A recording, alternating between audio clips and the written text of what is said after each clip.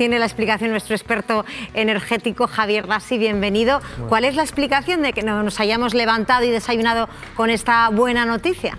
Pues esta buena noticia viene por dos conceptos, como siempre estamos explicando, y es que tenemos por un lado el precio del gas, que hoy ha bajado de los 40 euros el megavatio hora, algo que no pasaba desde hace un año, desde octubre de 2021, es una buena noticia.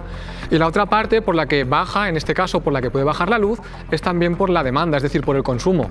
Ahora nos podemos encontrar hasta que llegue invierno, que como no hace frío ni hace calor todavía, puede haber un menor consumo, y tanto el menor consumo a nivel de España como el precio del gas, que puntualmente puede estar bajando, pues hace que la factura baje bastante.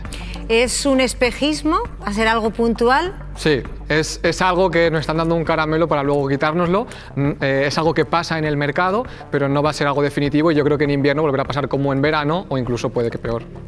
¿En qué momento del día hoy costará menos consumir la luz, el consumo eléctrico? Va variando, pero normalmente, porque todos los días se repite, normalmente las horas más caras suelen ser cuando coincide la hora más o menos de comer, que puede rondar ahora, y la hora de cenar, porque es cuando mayor consumo hay, todas las personas llegan a casa, empiezan a consumir y demás. Y por la noche, de madrugadas, cuando suele haber un precio más bajo de normalmente. Bueno, hoy ha bajado a 80,44 euros el kilovatio hora. Hay que recordar que hemos llegado a pagar la luz a 545, es el tope, quizás. 500, incluso yo creo que a principios de año, que todavía no estaba la excepción ibérica, etcétera, llegamos un día a 700 euros el megavatio hora, puntualmente, si no recuerdo mal. El precio del gas, ¿no? Que es fundamental a la hora de calcular ese 40% que explicabas. ¿Cuál es la explicación? El precio del gas depende, ya tenemos la guerra, Putin, tenemos Ucrania, tenemos muchos factores que ya no tienen que ver con el mercado eléctrico, políticos, guerra. Entonces yo desconozco por qué baja concretamente el gas a 40 euros, pero esto con los precios que estamos teniendo de gas, que ahora baje a 40 euros, no, imaginemos el diésel, la gasolina como está, al final el gas que es algo que está ligado y es algo puntual, pero no se repetirá mucho. Es algo puntual, no podemos esperar que esto se mantenga al menos unos días. Podría mantenerse unos días. Cuando digo algo puntual me refiero que no es la solución que todos estamos esperando para bajar la factura de luz. Es algo que puede durar hoy, unos días, alguna semana, pero al final lo difícil va a venir este invierno y no creo que en invierno pase eso. Cuando venga el frío, ¿verdad? Cuando venga el frío habrá una mayor demanda de gas, una mayor demanda energética y tendremos encima pues menos cantidad de gas, y todo eso hace que suba el precio del gas y la factura de luz. Bueno, pues es un lugar común decir que no se entiende el precio de la luz, un lugar común. ¿Cómo se va a entender si pasamos de 500 a 80? No se puede entender. ¿Cuál es la explicación? No puede explicarse eso. No hay una explicación, claro. La explicación, hay muchos. El primer problema que hay en la factura de la luz es que lo que no puede ser es que el último que entra, que está siendo el gas, sea el que marca. Yo siempre digo el mismo ejemplo: si vamos a un supermercado y llevo 10 botellas de agua, si una me cuesta 10 céntimos, a 20, a 1 euro y a 2 euros, lo que no puede ser es que pague esas 10 botellas de agua a precio de la más cara, que son 2 euros. Eso es lo que pasa con la electricidad y es lo que no tiene sentido y habría que cambiar. Por el gas. ¿Pero quién va a cambiar eso? ¿Quién cambia eso? Eso deben cambiarlo Europa y deben ajustarse con las compañías eléctricas y con todo el sistema y el mecanismo que hay de cálculo, y es algo difícil y que además pues bueno, está haciendo que hayan beneficios extra que a lo mejor tampoco interesa a ciertas partes cambiarlo. Bueno, pues vamos a que nos expliques, Javier, para que entendamos mejor. Te animo a que vengas aquí con Marc a la pantalla para que nos expliques mejor esa nueva factura de la luz que vamos a recibir en el buzón de nuestra casa. Sí, bueno, claro, porque además es que estamos hablando de esa nueva factura. ¿Qué tal, Javier? ¿Cómo estás? Vamos a repasar esos detalles que nos llegarán en 2-3 semanas con esa factura. Además son datos habituales, o por ejemplo el logotipo de la comercializadora, el importe total, resumen de la factura, pero hay nuevos elementos y ahí es lo importante, Javier. En primer lugar, el consumo medio de los vecinos, ¿no? ¿Qué nos indica eso, Javier? Correcto, aquí un nuevo concepto que al final es informativo y es muy importante porque esto marca... Es este de aquí, ¿no? El de la comunidad de vecinos sería, Javier. Consumo eléctrico. Depende de la factura donde lo pondrán. Al final vamos a tener, lo importante es que nos van a indicar el consumo medio que están consumiendo todos los vecinos o todas las personas que viven en nuestro mismo código postal. Y esto es algo muy importante, no por este concepto, porque al final sí que podemos saber si consumimos más o menos que el resto, pero depende de nuestra vivienda y de lo que tengamos. Pero esto es un precedente por lo que la gente ha estado luchando y la gente pide desde el principio de la factura de luz, y es saber si paga un precio caro o barato. Entonces esto lo podríamos llevar a que las compañías al final y pedir que lo hagan, igual que ponen el consumo medio por código postal, que pongan el precio medio por kilovatio hora que se paga por código postal, de forma que yo, si no entiendo nada de esto, pueda ver si están pagando una media de 25 céntimos el kilovatio hora la gente que tengo alrededor y yo pago 30, lo tengo caro, porque ahora la gente no tiene forma de saber si tiene un precio caro o barato. Javier, hay otra novedad. Si ustedes, por ejemplo, ahora acercan el teléfono al código QR, esa es una de las novedades de la nueva factura. Ese código QR, ¿qué información nos va a proporcionar, Javier? Tendremos dos opciones. Tendremos un código QR y también seguramente tendremos un enlace para que en las facturas digitales o en PDF podamos hacer clic directamente en ese enlace y eso nos llevará a un comparador, al comparador de la CNMC. En ese comparador tendremos un listado normalmente de las compañías y sus precios para que un usuario que no entiende de nada pueda ir y ver cuánto es el mejor precio. Lo que pasa es que siempre tiene que saber cuánto precio está pagando en su factura, que esto todavía no está claro. Ahora que estamos mirando tantísimo el bolsillo, en esa factura también hay algo que llama mucho la atención. Recomendaciones de ahorro. Cuéntanos un poco qué recomendaciones nos pueden dar en la factura. Recomendaciones de ahorro tendremos ideas o recomendaciones, obviamente, ¿no? Para que consumamos menos energía. No que paguemos menos precio, sino que consumamos menos energía, que al mismo precio pues siempre vamos a pagar menos y es muy interesante.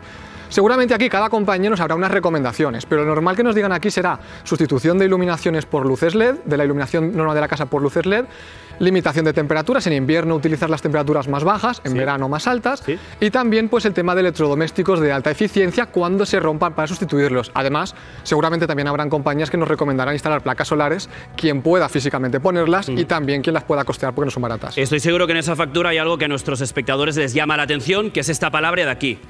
Descuentos. ¿Qué podemos encontrar con esos descuentos? Reducciones, ¿no?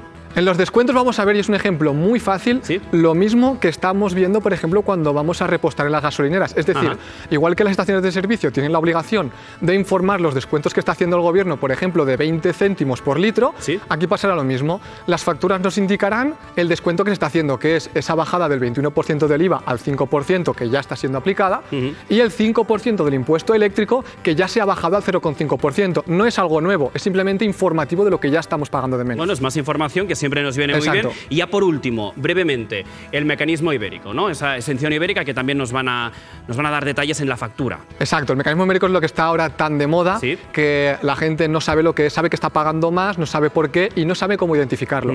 La forma de solucionar esto es estandarizar esa nomenclatura.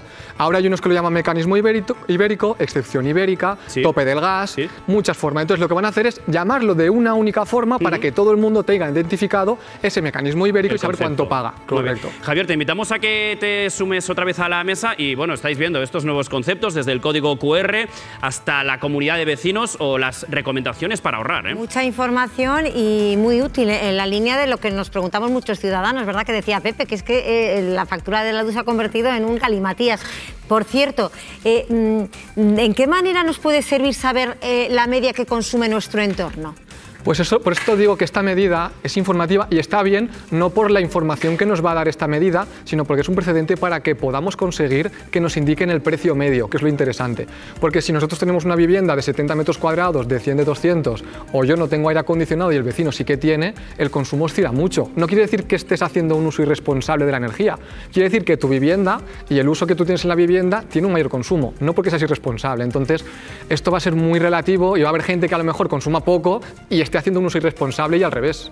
Dos cuestiones. Una, entro en el QR y me da un comparador de precios. ¿Puedo cambiarme a la semana siguiente porque estoy pagando demasiado y a la siguiente semana a otra compañía y a otra cada semana? Segunda pregunta.